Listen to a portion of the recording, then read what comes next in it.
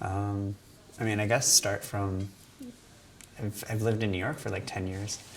Um, and it's the longest I've lived anywhere. And so this has kind of become my home. Um, and, you know, I bike around the city, and it's interesting because I'll be biking not anywhere in my neighborhood, and I'll just look over and see someone on the sidewalk that I know as I'm biking, and it definitely feels like home now, and somewhere that when I'm away, I enjoy coming back to being here. When I say away, I guess I've been traveling for the past 2.5 years, and deciding where home is for me. About 2.5 years ago, my apartment kind of came up for lease, and so a friend needed me to watch their pet for a while. So I watched their pet for about a month at their place, put everything I owned in storage, and a month after that, another friend was like, "Oh, hey, actually, I'm going away. Can you watch my dog for 3 weeks?" I'm like, "Sure." And soon enough, people kept asking me to watch their pets, and about 3 months in, I was like, I should create a business out of this and then travel. So I started watching pets all across Manhattan, and in Brooklyn, and eventually started getting connections in San Francisco and LA, and I went to St. Croix once, and all these places that I just wanted to see in the United States, and some abroad, that I was able to somehow make this kind of a lifestyle, traveling a habit. And so, but through all those 2.5 years, that experience, I definitely kind of saw how different people live in different communities and different environments, and realized that New York is a place that I call home. But in order to come back to New York, I needed to have this sense of community, and create this sense of community, which I saw in other cities, I think because I was removed from my own environment. So yeah, just this past April, I signed a lease for a 15-month lease to live in New York again, and call this home. So when I was approached about this idea to talk about tribes, it really kind of resonated with me. But having gone through a lot of development, a lot of change, since I moved here 10 years ago. To give you an idea, I guess it was I just thought of a story. When I first moved here, I was coming from Kansas, coming from a really Christian background with a family, and my parents were pastors for 20 years. And then during high school for me, they got their training in sexology. So that was a very dichotomy of two worlds. And here I'm coming to New York. I didn't think I could ever live in a big city. So here I am coming from Kansas into the big city, and I somehow meet this girl on MySpace back in the day. This was before Facebook. No, this is before it was on Friendster, before MySpace even. And she was like, "Hey, you're cute. Let's hang out." And so I'm like, "All right, sure. I just moved here." And so I meet her, and she lives in the Lower East Side.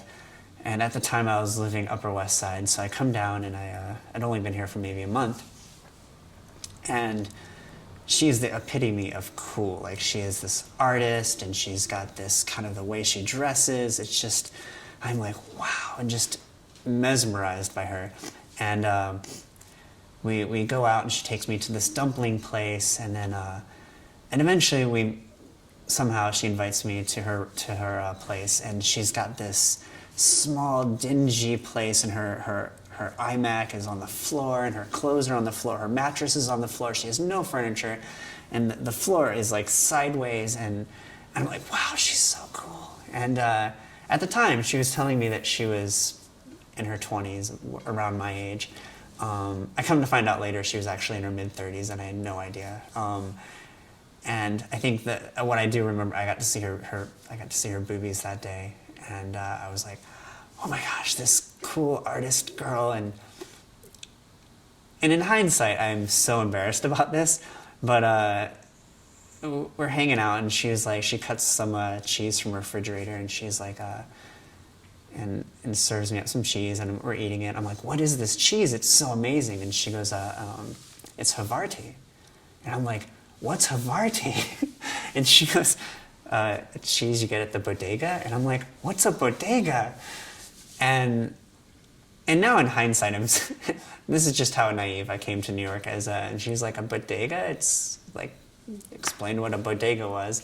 You go around the corner, it's like a grocery store, a convenience store, small 24-hour.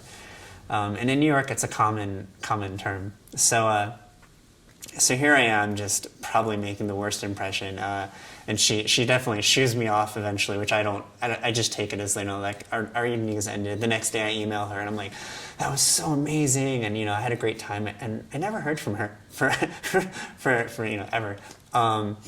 And maybe 2 or 3 years ago, I'm hanging out with a friend, and I see she has this like a designer shirt on, and it's got a label on it.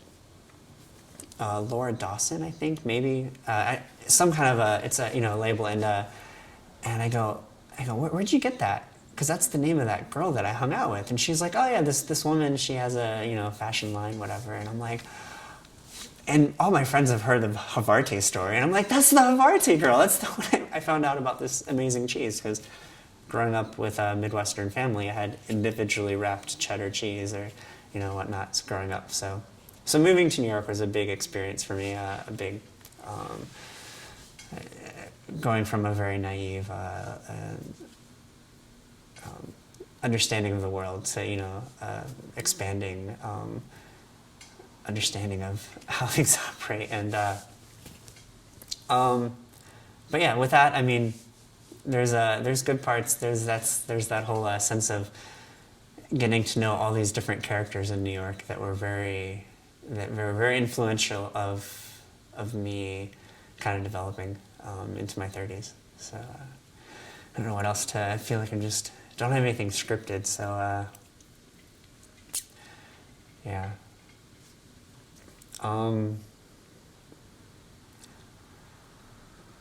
I guess, let's see, I mean, I think the other thing is making those important connections with individuals, after I got through that naive period, where I was just like awestruck at everything, just developing. I don't know if this happens in other places, or it's just, I think, with certain individuals, but I kind of I have like an eclectic collection of friends. I think in my early 20s to mid 20s, I had a definitely solid group of friends, a group that I'd play frisbee with, and we'd all hang out, and we'd go to a bar, and in my mid 20s, and I was dating someone at the time who was 11 years my age. And she goes, just wait until you're in your 30s. It'll change. And I'm like, that's you saying, just, kind of being advice giving. And I was like, but, sure enough, I hit my 30s. I'm like, I understood what she meant. And it was all these, like, all in hindsight, all these things I understood many years later. But, and so now I think I have not that solid group of friends that we would hang out, but there wasn't a lot of depth. Now I feel like I have a piece of a group, pieces of friends in various groups that I kind of pull together. And I guess going back to how my idea of community, what I enjoy doing is taking all that collection of friends and putting them together and kind of introducing them. So now that I have a home, last week I just had made some ice cream with a roommate, cinnamon ice cream, and just sent a couple emails and a couple text messages to friends, and I was like, hey, stop by. Made some ice cream, it was a Monday night, so, and I think 8 people, of friends that lived in the neighborhood or around came over, and it had been 2.5 years since I had had the space to entertain people and have a get together. And it was all these people that didn't know each other, but the night was so. It just went really well, and everyone got along, and people were exchanging information and meeting new people, and I think that's what I really, really enjoy doing, and that is what is making my, rediscovering New York happening. Because for a while I wasn't sure if I was going to stay in New York. It's such a busy, fast-paced environment, and it can kind of make one almost jaded, I think. And so that definitely, those connections and being like, yeah, this is what I like to do. This is what I like to facilitate and create, is a sense of community. Yeah.